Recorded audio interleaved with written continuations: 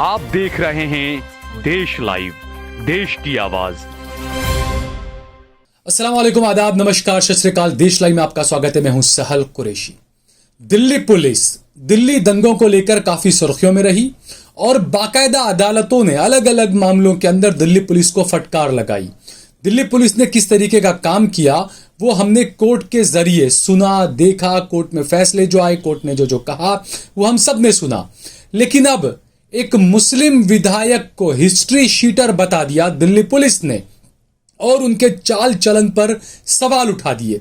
Delhi police ने एक list जारी की जिसमें एक विधायक हैं जो कि मुसलमान हैं, आम आदमी पार्टी के वाहिद दिल्ली से विधायक हैं।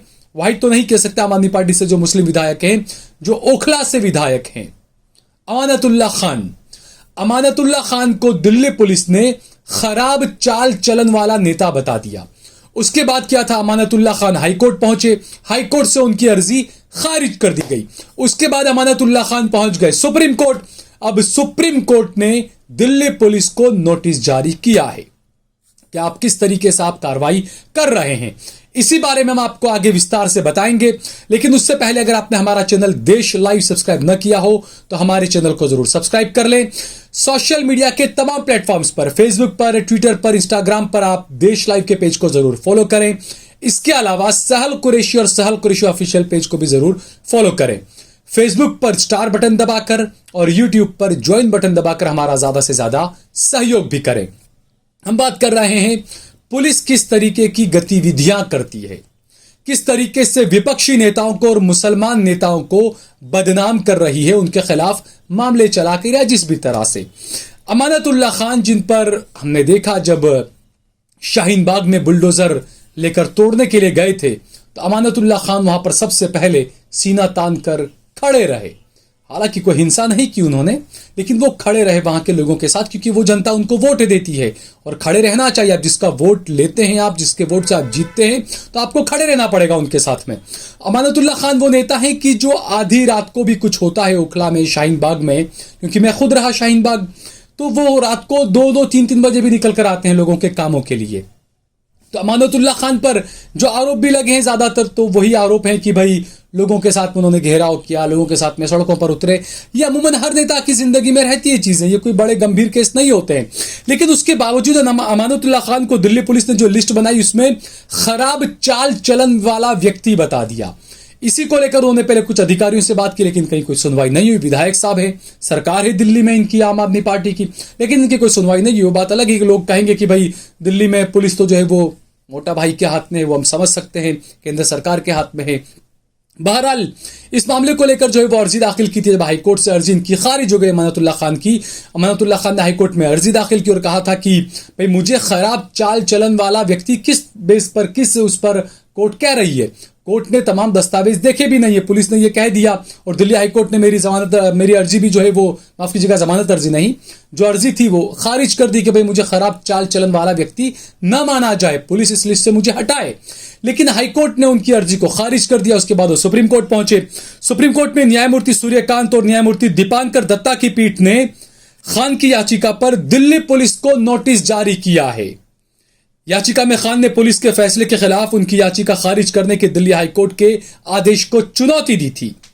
खान की तरफ से पेश वकील ने इसे याचिकाकर्ता को आदतन अपराधी, जो उन्हें माना गया आदतन अपराधी बताने और उन पर खराब चाल चलन का ठप्पा लगाने की गैर कानूनी कार्रवाई बताया। और हाईकोर्ट ने जो है वो खान को खराब चाल चलन वाला व्यक्ति घोषित करने के पुलिस के फैसले के खिलाफ उनकी एक याचिका 19 जनवरी को खारिज कर दी थी।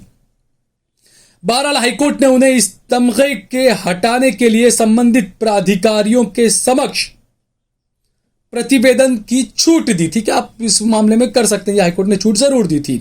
बहरहाल हाईकोर्ट ने उन्हें इस तमगे को हटाने के लिए प्रतिवेदन की छूट दी थी। दिल्ली पुलिस ने ओखला से आप विधायक खान को पिछले साल खराब चाल चलन वाला व्यक्ति घोषित किया था।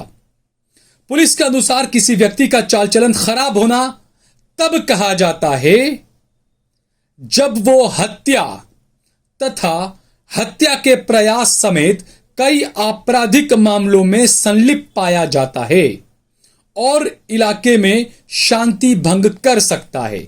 ऐसा अगर कोई व्यक्ति है तो उसको आदतन अपराधी या खराब चाल चलन वाला व्यक्ति उसे माना जाता है। खान के वकील ने हाईकोर्ट में दलील दी थी कि अधिकारियों ने पूरी तरह से दुर्भावनापूर्ण तरीके से काम किया और दावा किया कि प्रतिद्वंदी राजनीतिक पार्टी के एक प्रवक्ता ने उनकी छवि को खराब करने के लिए सोशल मीडिया पर हिस्ट्री शीट की प्रति साझा की, जो कि गोपनीय होती है। वो सूची आखिरकार उस व्यक्ति के पास कहां से आई जो विपक्षी पार्टी का प्रवक्ता था, बीजेपी का या जो भी विपक्षी पार्टी का होगा, उसके पास वो लिस्ट कहां से आई। उसने सोशल मीडिया पर यह ट्वीट किया या फेसबुक पर पोस्ट किया और बताया कि देखिए अमानतुल्लाह खान हिस्ट्री शीटर हैं, और उससे अमानतुल्लाह की इमेज को ठेस पहुंची। उसके बाद ये तमाम चीजें सामने आई। अमानतुल्लाह के वकील इसको लेकर हाईकोर्ट में गए, वहां से खारिज हुई। उसके बाद में अब सुप्रीम कोर्ट ने दिल्ली पुलिस को फटकार लगाई है, दिल्ली पुलिस को नोटिस जारी किया है, जवाब मांगा है। सवाल उठना लाजमी है दोस्तों कि अमानतुल्लाह खान और आजम खान ही निशाने पर क्यों रहते हैं। बात आई हिस्ट्री शीटर की, आदतन अपराध करने की। आप क्या भूल गए जो भूषण साहब हैं, ब्रिजभूषण सिंह, महिला रेसलरों ने, महिला पहलवानों ने इन पर कितने सारे आरोप लगाए हैं। ब्रिजभूषण सिंह खुद यह कबूल कर चुके हैं कि हां मैंने एक मर्डर किया था, मैंने एक हत्या की थी। ब्रिजभूषण सिंह पर दाऊद इब्राहिम के गुर्गों को पनाह देने का आरोप भी लगा था। उस मामले में वो जेल भी जाकर आए। उसके बाद सांसद बनने के बाद उन्होंने स्टेज के ऊपर एक पहलवान को थप्पड़ मारा, मुक्का मारा, उसको वहां से हटाया। ये होते आदतन अपराधी, ये आप कह सकते हैं। तो क्या ये आदतन अपराधी दिल्ली पुलिस को याद नहीं आते? सांसद साहब है, इनका बंगला है दिल्ली में, वहीं पर रहते भी हैं ये, भले ही उत्तर प्रदेश से इनका ताल्लुक है। दूसरी एक सांसद है बीजेपी की जिन पर तो आतंकवाद के आरोप लगे, साध्वी प्रज्ञा सिंह, उन्हें हिस्ट्री शीटर की लिस्ट में क्यों नहीं डाला गया? एक और नाम आपको बताते हैं, अजीत पवार, जो कल ही उप मुख्यमंत्री बने हैं महाराष्ट्र के अंदर। कई करोड़ों रुपए के घोटाले, भ्रष्टाचार के उन पर आरोप, और उनके साथ उनकी पार्टी के एनसीपी के जो लोग बीजेपी के समर्थन में गए, उनमें भी जो लोग हैं प्रफुल्ल पटेल वगैरह, उन पर भी कई हजारों करोड़ के घोटाले हैं, आरोप हैं उन पर। तो क्या ये इन्हें आप हिस्ट्री शीटर नहीं मानेंगे? आप गृह मंत्री अमित शाह, क्या इन पर कोई केस नहीं है? कई सारे फर्जी एनकाउंटर के केस इन पर थे, तड़ीपार भी रहे, जेल में भी गए। ये चीजें, क्या ये चीजें नजर नहीं आती दिल्ली पुलिस को? क्या प्रधानमंत्री नरेंद्र मोदी पर एक भी मामला नहीं है? तो सवाल ये उठता है कि विपक्षी नेता ही परेशान क्यों किए जाते हैं? निशाने पर आजम खान ही क्यों आते हैं? निशाने पर अमानतुल्लाह खान ही क्यों आते हैं? निशाने पर राहुल गांधी और मनीष सिसोदिया ही क्यों आते हैं? विपक्षी नेता ही क्यों आते हैं निशाने पर? उनके खिलाफ ही कार्रवाइयां क्यों होती है? और 29 तारीख के दिन प्रधानमंत्री नरेंद्र मोदी एनसीपी के भ्रष्टाचार का काला चिट्ठा खोल रहे थे, बड़ी बड़ी बातें कर रहे थे, और 2-3 दिन के बाद ही एनसीपी का एक नेता मोदी जी के बीजेपी पार्टी की समर्थन की सरकार के अंदर उप मुख्यमंत्री पद का शपथ ले लेता है।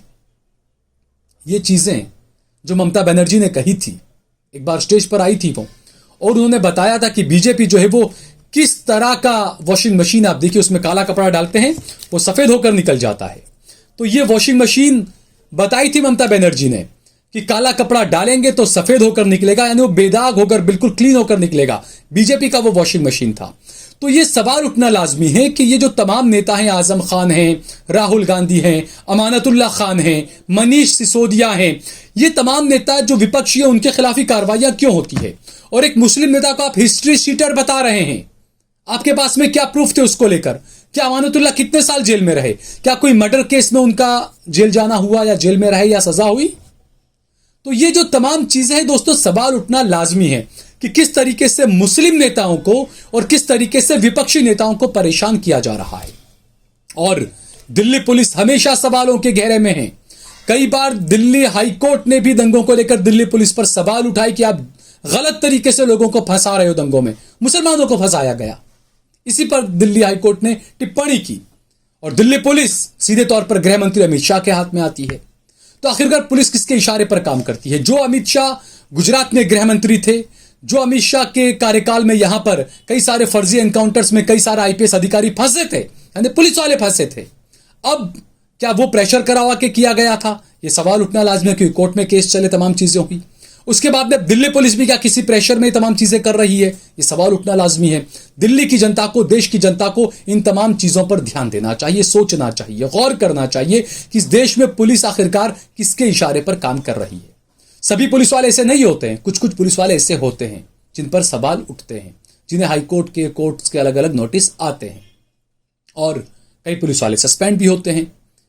हमने गुजरात के मामलों में भी देखा ऐसा कई जगहों पर। बहरहाल, आपको अगर ये वीडियो पसंद आया हो तो इस पर कमेंट करिए, इसे लाइक करिए, इसे ज्यादा से ज्यादा शेयर करिए। अगर आपने हमारा चैनल देश लाइव सब्सक्राइब न किया हो तो हमारे चैनल को जरूर सब्सक्राइब करिए।